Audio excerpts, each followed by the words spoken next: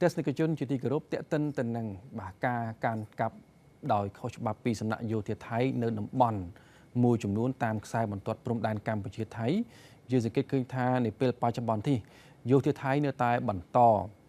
សកម្មភាពកាន់កាប់ដោយខុសច្បាប់បើទោះបីជាមានការតវ៉ាពីសំណាក់រាជរដ្ឋាភិបាលកម្ពុជាតាមរយៈយន្តការច្បាប់អន្តរជាតិជាច្រើនលើកច្រើនសារក៏ដោយក្តីក្នុងនោះក៏មានតំបន់ប្រាសាទតាម៉ុនធំចំពោះរឿងរ៉ាវនេះខ្ញុំបាទសូមធ្វើការជជែកពិភាក្សាជាមួយនឹងអាយដាមអ៊ិតសថារដ្ឋលេខាធិការប្រចាំការនៃរដ្ឋលេខាធិការដ្ឋានកិច្ចការព្រំដែនដែលអាដាមក៏ជាអ្នកជំនាញជាន់ខ្ពស់ផ្នែកកិច្ចការព្រំដែននិងមានបទពិសោធន៍ជាច្រើនឆ្នាំទៅលើរឿងរ៉ាវនេះផងដែរអាដាមអាចបញ្ជាក់ជូនសាធារណជនបានជ្រាបផាន់ទេពាក់ព័ន្ធនឹងប្រាសាទតាម៉ុនធំព្រោះថាបើតាមឯកសារដែលបន្សល់ទុកពីគណៈកម្មការព្រំដែនបារាំងសៀមជាពិសេសគឺផែនទីមាត្រដ្ឋាន1លើ200,000និងកំណត់ហេតុបោះបង្គោលរបស់គណៈកម្មការឥណ្ឌូចិនសៀមឆ្នាំ1908និង1919បានបញ្ជាក់ថាប្រាសាទតាម៉ុនធំស្ថិតនៅក្នុងទឹកដីកម្ពុជាសូមអាដាមអាចបញ្ជាក់ជូននៅក្នុងទស្សនវិជ្ជាផ្នែកច្បាប់និងបច្ចេកទេសបាទសូមអរគុណលោកចំណានដូចខ្ញុំបានជម្រាបជូនកាលពីពេលមុនហើយកន្លងមកនេះពាក់ព័ន្ធនឹងអធិបតេយ្យភាពលើប្រាសាទខ្នាដែលក្នុងពេលនោះខ្ញុំបានបង្ហាញផែនទីមានខ្សែព្រំដែនជាខ្សែចម្លងចេញពីផែនទីមាត្រដ្ឋាន1លើ200,000ដែលជាលទ្ធផលនៃការងារខណ្ឌសីមារបស់គណៈកម្មការកំណត់ព្រំដែនឥណ្ឌូចិនសៀមហើយនឹងខ្សែព្រំដែនដែលគូសជាឯកតោភាគីដោយថៃនៅលើផែនទី L7017 បាទមាត្រដ្ឋាន150,000ដែលបង្ហាញថាប្រាសាទខ្នានេះស្ថិតនៅក្នុងទឹកដីកម្ពុជាឥឡូវនេះយោងតាមខ្សែព្រំដែនដែលយើងបានគូសចម្លងចេញពីផែនទីមាត្រដ្ឋាន1លើ200,000ដដែលហ្នឹងក្នុងសញ្ញាលេខ sector 4 ប្លង់បង្ហាញលក្ខណៈភូមិសាស្ត្រដែលយើងហៅថាបារាំងហៅថាប្លង់ indication topographic ហ្នឹង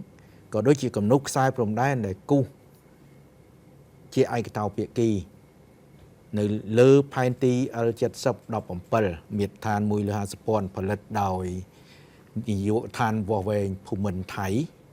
បានឃើញច្បាស់ណាស់ថាប្រាសាទតាម៉ុនធំស្ថិតក្នុងទឹកដីកម្ពុជាឥឡូវនេះខ្ញុំសូមបង្ហាញឲ្យជាក់ស្ដែងឲ្យច្បាស់នៅផែនទីបង្ហាញទីតាំងប្រាសាទនេះគឺទី1វាជារូបភាពផែនទីកាយណបដែលបង្ហាញទីតាំងប្រាសាទតាម៉ុនបាទដែលយើងអាចឃើញច្បាស់បាទឃើញច្បាស់ទីនៅប្រាសាទតាម៉ុនធំខ្ញុំសូមជម្រាបដែរថាកន្លងមកនៅពេលដែលខ្ញុំបានបង្ហាញនៅខ្សែព្រំដែនក៏ដូចជាទីតាំងប្រាសាទខ្នាដោយប្រើរូបភាពកាយណបនេះមានមតិរបស់ថៃមួយចំនួនថាការបង្ហាញនេះมันមានសភាពល្អបាទគាត់លើកហេតុផលថារូបភាពនឹងវាតូចវាអីហ្នឹងណាបាទតែខ្ញុំសូមជម្រាបថាកាយណបយើងអាចពង្រីកបង្រួមបានបាទដូចនៅក្នុង Google Map យ៉ាងយើងអាចពង្រីកមកយើងអាចឃើញប្រាសាទច្បាស់តែម្ដងនៅទីនេះគឺមានខ្សែក្រហមដែលជាខ្សែដែលយើងចម្លងចេញពីផែនទី1លើ200,000បាទហើយនឹងខ្សែពណ៌ខៀវដែលជាខ្សែដែលភាគីថៃបានគូសជាឯកតោភាគីហើយយើងយកមកដាក់មកទោះជាយ៉ាងណាក៏ដោយតាមថៃក៏ដោយគឺប្រាសាទតាម៉ុនធំនៅក្នុងទឹកដីខ្មែរទាំងស្រុងតែម្ដងបាទអានេះគឺជារូបភាពផែនទីពីផ្កាយណបដោយឡែកនេះជារូបភាពផែនទីដែលយើងដកស្រង់ចេញពីផែនទី L7017 មាត្រដ្ឋាន150,000ផលិតដោយនាយកដ្ឋានវាស់វែងភូមិន្ទថៃហ្នឹងគឺប្រាសាទតាម៉ុនធំនេះនៅក្នុងដីរបស់ខ្មែរបាទដីរបស់កម្ពុជាបើយើងមើលទៅគឺខ្សែខៀវដែលជាខ្សែនៅលើផែនទីថៃនេះគឺតាម៉ុនធំនៅក្នុងដីយើងទាំងស្រុងបាទទាំងស្រុងនេះជាអ្វីដែលថៃបានគូសក៏ប៉ុន្តែខ្ញុំសូមជម្រាបជូនថាការគូសដោយ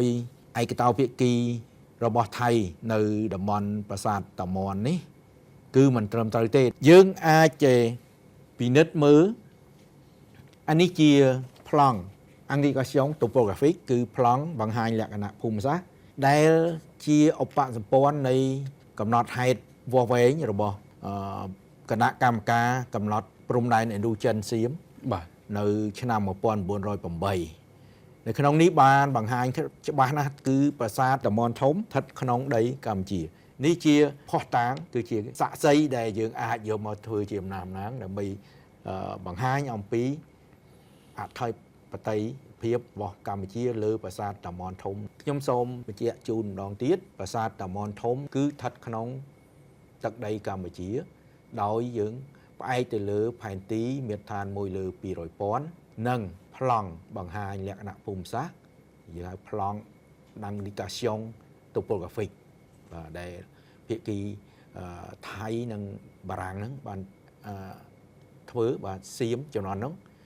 ហើយនិងបារាំងបានចុះធ្វើការវាស់បកគោលនៅឆ្នាំ 1908 បាទ ជាមួយនេះជាថ្មីម្ដងទៀតក៏ខ្ញុំចង់បញ្ជាក់ជូនដែរថាកុំថាឡើយផែនទី L7017 ដែលថៃបានគូសនៅខ្សែព្រំដែនជាឯកតោភាគីនោះហើយបាននឹងប្រើប្រាស់កន្លងមកដោយខុសច្បាប់ក្នុងនោះក៏បានបង្ហាញថាប្រាសាទតាម៉ុនធំក៏ស្ថិតនៅក្នុងទឹកដីខ្មែរទោះបីជាឥឡូវនេះថៃកំពុងតែធ្វើការប៉ុនប៉ងគូសវាសនៅខ្សែព្រំដែនថ្មីដើម្បី